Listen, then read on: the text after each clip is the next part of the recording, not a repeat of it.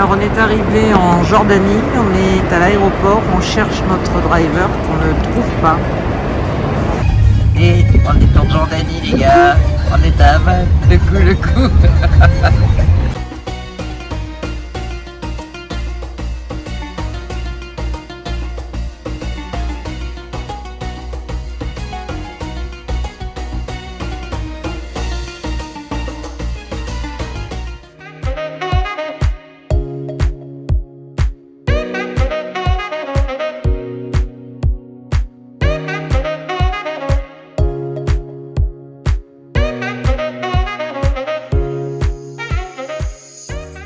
Alors on est parti aujourd'hui pour Petra, on est encore à l'hôtel à Amman et on attend la team et on va partir direction Petra et on est surexcité parce qu'il va y avoir pas mal de choses à faire. Bon c'est parti pour Petra les amis, on a un super Saliba au volant et la team derrière, on est parti. Alors c'est parti pour 3 heures de route, on va rouler. C'est long mais c'est sympa, on découvre la route du désert.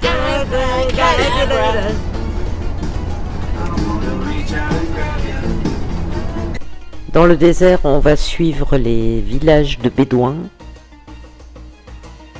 C'est à l'entrée de Petra et on vient de trouver une petite série de biquettes. Voilà l'entrée derrière moi de Petra, le camp de Bédouins. J'ai la chèche parce qu'il fait moins 12 dans la bagnole. On est sur la route, c'est le top les gars, c'est surexcitant, c'est tellement beau. On est dans un endroit mais waouh. Si ce n'est la chaleur, c'est quand même gérable. Il y a des chameaux, il y a des ânes et il y a des chevaux. Les gens se baladent sur des chevaux, des caves, là, que des troglodytes. Où les gens se reposent aussi.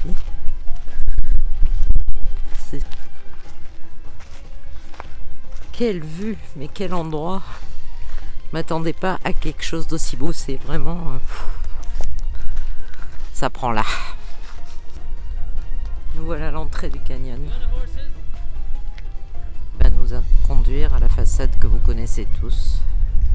La cité nabatéenne de Petra a été fondée au 8e siècle avant Jésus-Christ et qui, grâce à sa position, a pu, sur la route des caravanes qui transportent l'encens, les épices et autres produits précieux vers l'Arabie du Sud, l'Égypte, la Syrie ou la Méditerranée, a pu prospérer.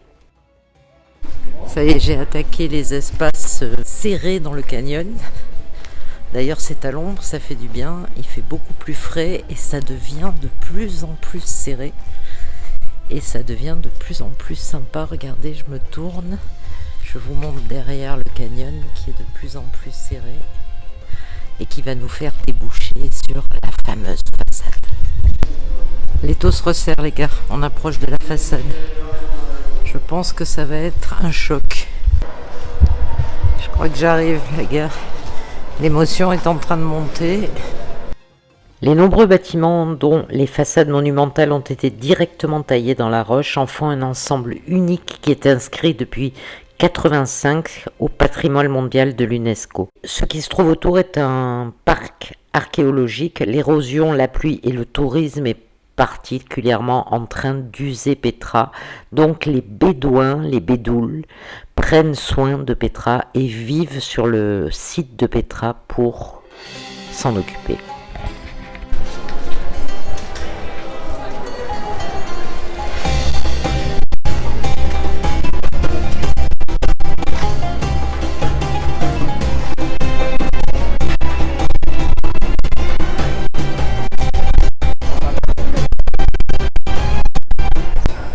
Quand l'émotion est à son comble en face de la porte de Petra. Yeah! Et Soso qui me rejoint. Petra a abrité à son apogée en l'an 50 jusqu'à 25 000 habitants qui, malheureusement, à cause des séismes, ont dû quitter les lieux. Seuls restent les Bédouins. Ça y est, on est monté. On est en haut. La vue est magique. Mais on a bien grimpé. Enjoy the moment, guys.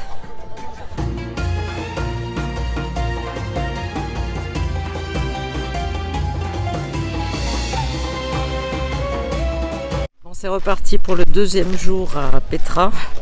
Ce coup-ci, on va passer par Petra, la façade, et puis on va continuer vers le monastère et la chaîne de montagnes.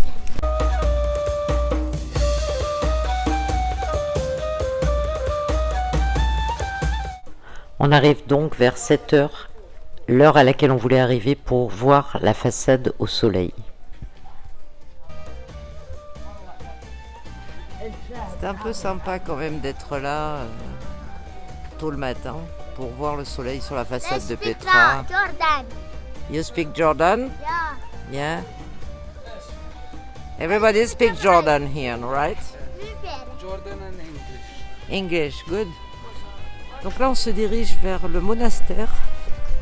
Ce qu'on n'a pas eu fait hier, il y a tous les petits marchands là.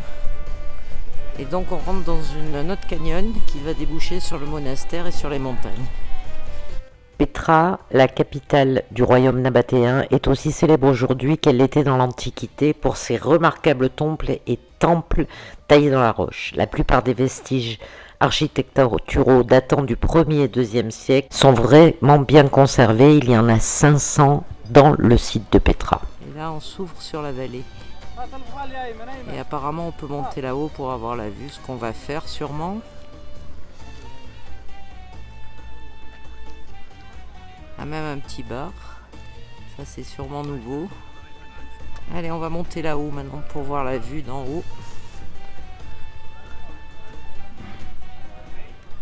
Les réalisations des Nabatéens en matière de technologie hydraulique ont forgé la puissance et l'augmentation du niveau de vie dans cette capitale. Citée parmi les plus puissantes de l'Arabie, Petra ne tient pas sa renommée et sa prospérité uniquement des édifices creusés et sculptés dans les rochers, mais aussi grâce à son extraordinaire système hydraulique. Voilà, on est un peu monté. J'avoue que c'est intense. Mais tôt le matin, là, ça vaut vraiment le coup parce que c'est encore frais, enfin plus ou moins frais, par rapport aux 40 degrés qu'on va se prendre tout à l'heure. Et j'avance un petit peu pour voir ce qu'il y a là-bas. Il y a des caves. Et les bédouins vivent dans ces caves. Bel exercice de bon matin, mais quel résultat!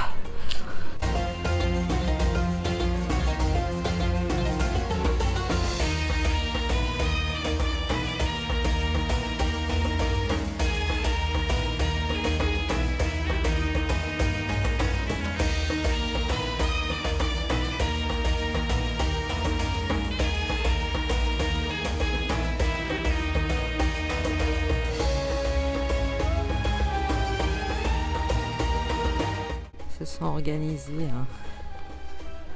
un petit coin repos là. Ouais, les strates des pierres.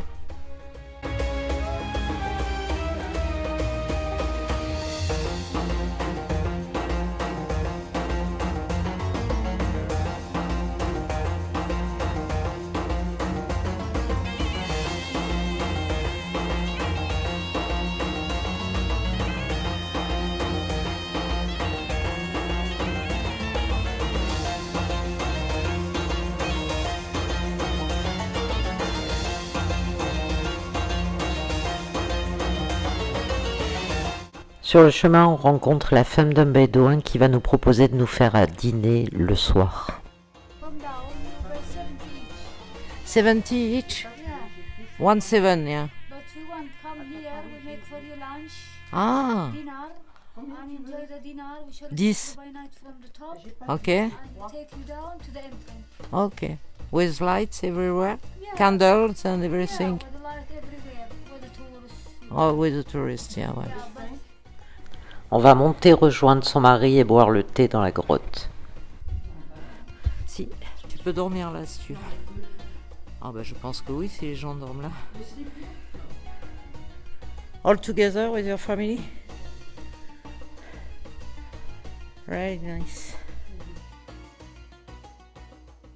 Puis on reprend la route vers le monastère et là on tombe sur des cairns partout qui marquent les territoires, les propriétés.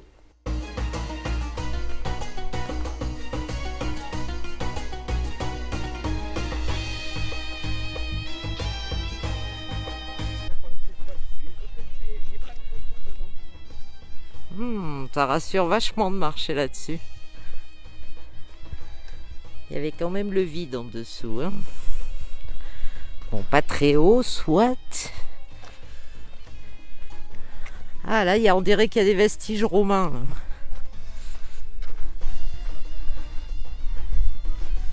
On est au milieu du temple romain de 360 après Jésus-Christ, AD, je me rappelle pas, il faudra que je check. Le temple du lion ailé. Pourquoi trouve-t-on des vestiges romains dans Petra ? Parce qu'elle a été annexée par les Romains en 106 où elle perd son indépendance, qui va la transformer et la rebaptiser en Arabia Petraea, c'est-à-dire Petra. Alors je viens de m'arrêter après le temple romain et le gentil Sahad m'a donné un papier parce que j'ai oublié mon carnet de voyage. Donc je vais dessiner pendant un petit moment et je vous montrerai ça après.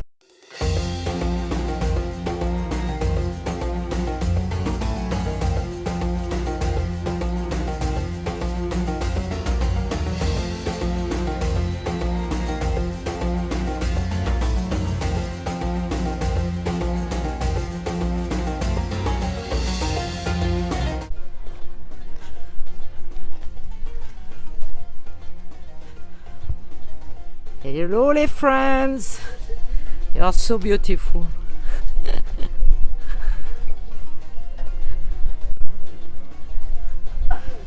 J'ai chopé les deux Philistins derrière. Ils se sont planqués à l'ombre vu qu'il fait 40 degrés. Et on rentre vers Petra. Il commence à faire très chaud, on commence à en chier là un peu. On doit être dans les 40, la lunette de travers. Bon. C'est la game, hein. No pain, no gain.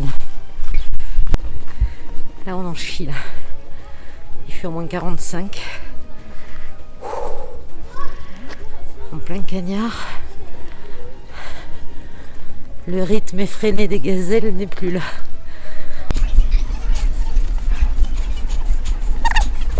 On est de retour au Treasury.